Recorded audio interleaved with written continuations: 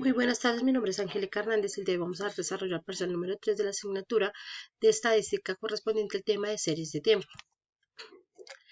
Primero vamos a explicar la diferencia que existe entre la regresión lineal simple y la múltiple y sus ejemplos.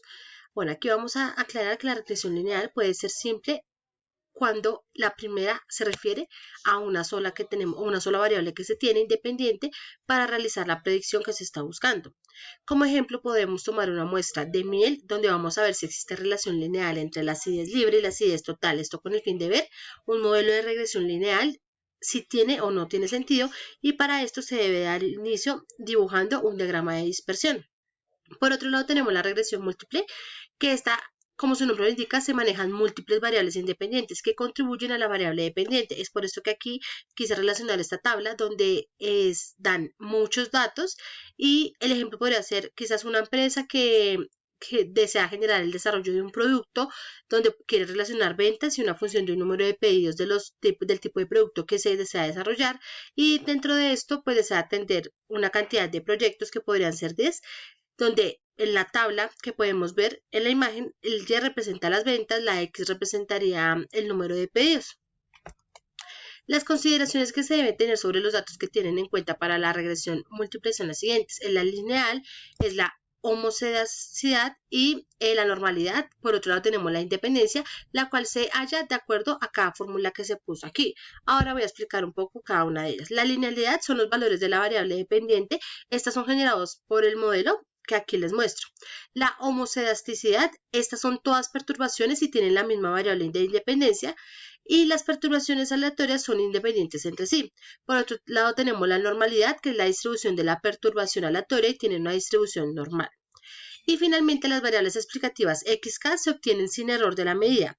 Hay que aclarar acá que si se admiten en datos representan estas unas hipótesis. Entonces el teorema de Gauss establece que el método de estimación de mínimos cuadrados va a producir estimaciones óptimas en el sentido de que los parámetros estimados van a estar concentrados y van a ser de mínima varianza. Ahora, ¿cómo se estiman los parámetros de mínimos cuadrados? Para poder explicar cómo se genera la estimación, se partió de un ejemplo de cómo se calcularía un plano de regresión de forma que minimice la varianza residual. Entonces aquí tenemos que para poder calcular el hiperplano se debe hacer uso de esta fórmula, donde al desarrollarla nos va a arrojar la siguiente fórmula. Se debe generar uso o utilización de esta ecuación para obtener la definición de Y. Una vez obtenida la definición de Y se debe expresar el valor residual, es decir, que nos va a arrojar la sumatoria de todo lo anterior para poder tener el valor residual. Se genera uso de la función de vector de parámetros de B, se hace un uso de simplificación, y al simplificar todo nos debe arrojar de esta manera como unas operaciones, como su nombre indica, más simplificadas para poder obtener el resultado. Y finalmente se iguala a 0 y se debe despejar para poder obtener el resultado que se busca. ¿Qué se entiende por varianza residual? Esto se refiere a que la varianza es un modelo que no se puede explicar por variables en cuanto a un modelo como tal. Pero hay que tener en cuenta que en cuanto mayor sea la varianza residual de un modelo, menos capaz es el modelo de explicar la variación de los datos. La varianza residual aparece en la salida de los datos, modelos estadísticos diferentes. Dentro de esta varianza residual tenemos la ANOVA, que se utiliza para comparar las medidas de 3 o más grupos independientes. También tenemos la regresión, que se utiliza para cuantificar la relación entre una o más variables predictoras de una variable de respuesta. Como ejemplo, podemos poner que se puede calcular los residuales de un conjunto de datos para verificar si el conjunto está distribuido de manera lineal antes de utilizar el modelo de regresión para la predicción, y que se pueda llegar a verificar que se cumplen los supuestos modelos lineales. Aquí también es importante mencionar que los errores no pueden estar correlacionados para cualquier valor dado en C, y los errores deberían estar distribuidos normalmente con una medida de 0 y una variación constante. Ahora, ¿mediante qué instrumento se contrasta una regresión múltiple? Bueno, aquí el contraste de una regresión se genera desde la hipótesis nula de la pendiente.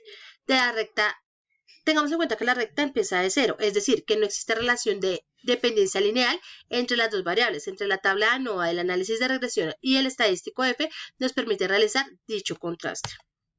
Ahora, aquí vamos a hablar para qué sirve el R elevado a la 2, la multicolinealidad, el análisis de residuos y la homoscedasticidad. Entonces vamos a iniciar con el R elevado a la 2. Mide lo bien que es un modelo de regresión y se ajusta a los datos reales. En otras palabras, se trata de una medida de precisión general del modelo.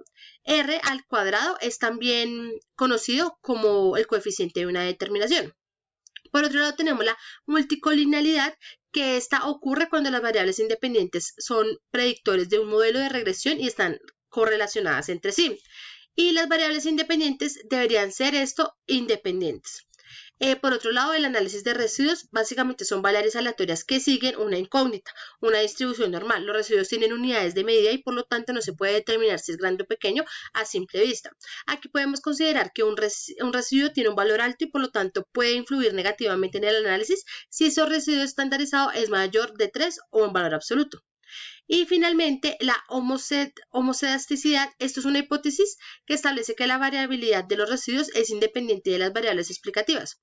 Es un término general que la variabilidad de los residuos estarán en función de las variables explicativas, pero como las variables explicativas están fuertemente correlacionadas entre las variables dependientes, bastaría con examinar el gráfico de valores de los pronósticos versus los residuos al cuadrado que se obtuvieron al inicio. Muchísimas gracias por la atención brindada.